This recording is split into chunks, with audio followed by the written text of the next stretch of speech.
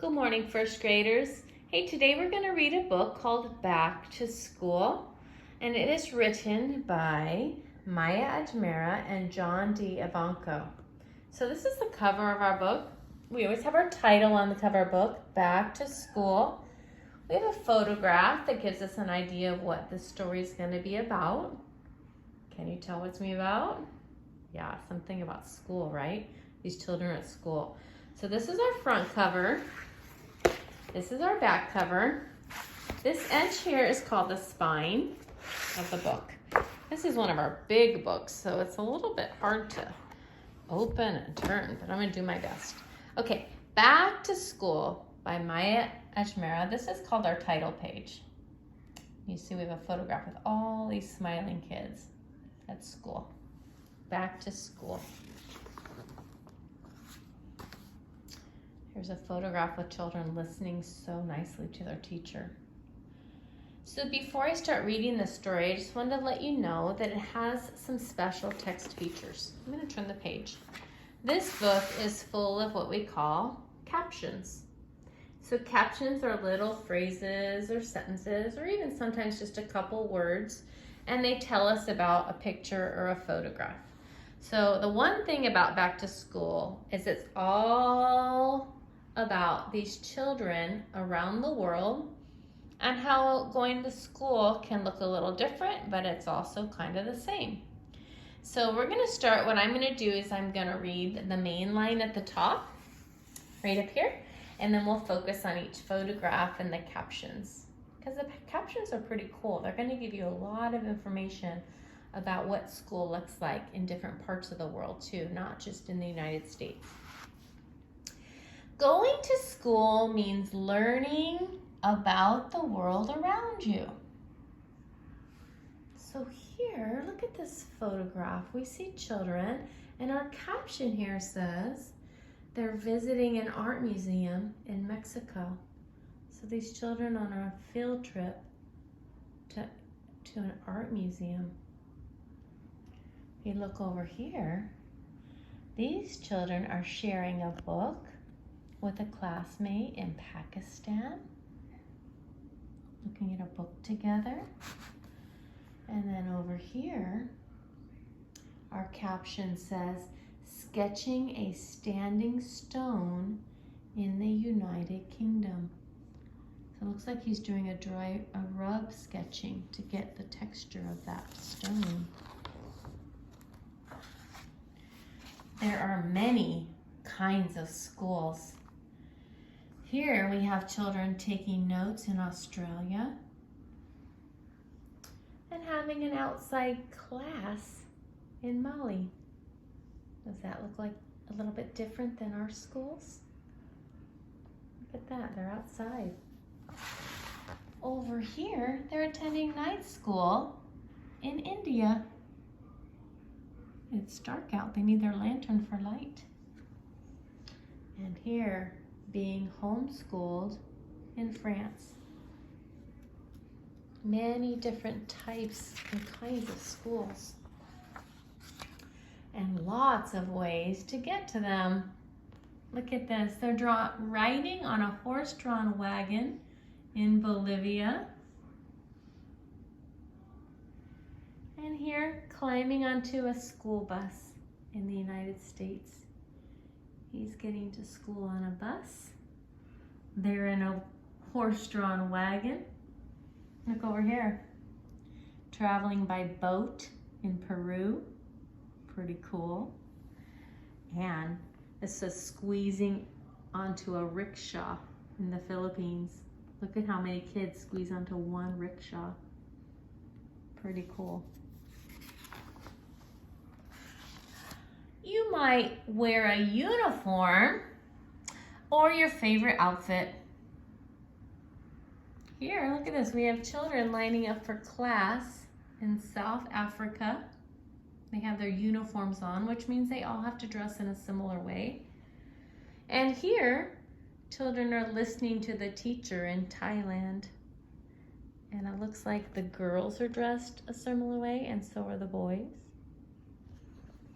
But over here, they got to wear what they want. They're walking to school with a friend in France. Going to school. And then here, creating an art project in Belgium.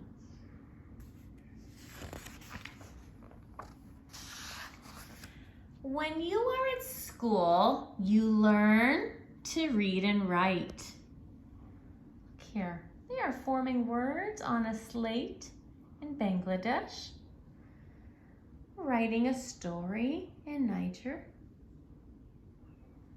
Here we have a student who's studying the alphabet in Rwanda.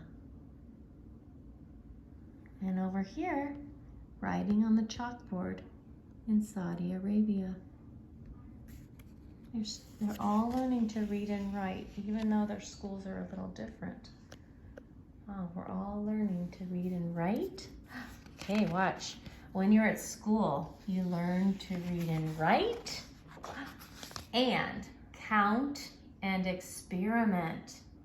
Here they're adding numbers in Algeria, doing some math, and conducting experiments, conducting lab experiments in Mexico.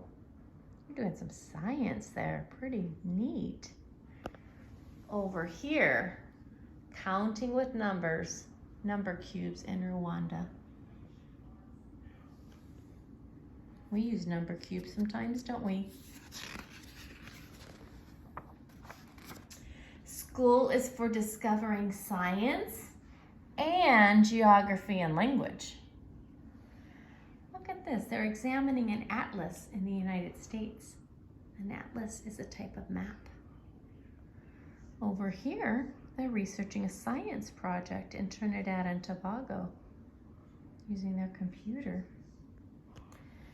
Here we have a child who's listening to a language tape in China and hearing new words in Russia.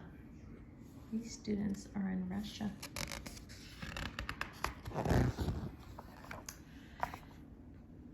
At school, you take field trips and join teams and clubs.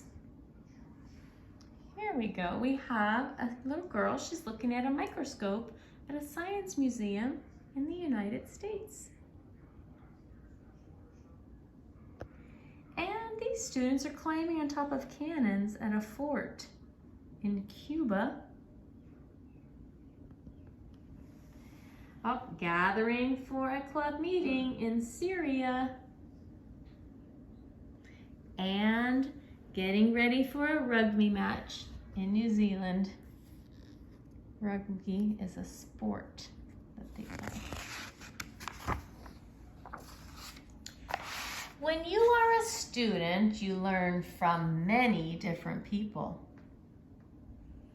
Here, the students are gathering around their teacher in the United States. And here the students receiving help on homework in Bangladesh. Learning sign language in South Africa. And getting together for group work in Nepal.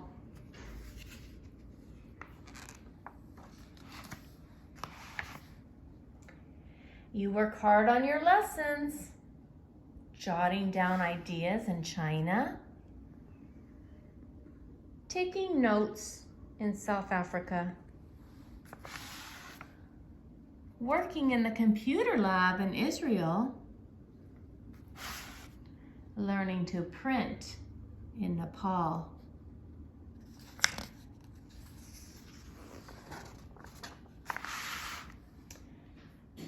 And enjoy new challenges. Here, these children are choosing books at the school library in the United States. And here they're climbing rope ladders in a gymnasium in Russia. Look at, or make new friends. It says, this sentence, if you notice, starts back here. It says, you work hard on your lessons and enjoy new challenges and make good friends. Here these friends are telling a joke in Bhutan, sharing comic books during recess in France. It says going to school is loads of fun.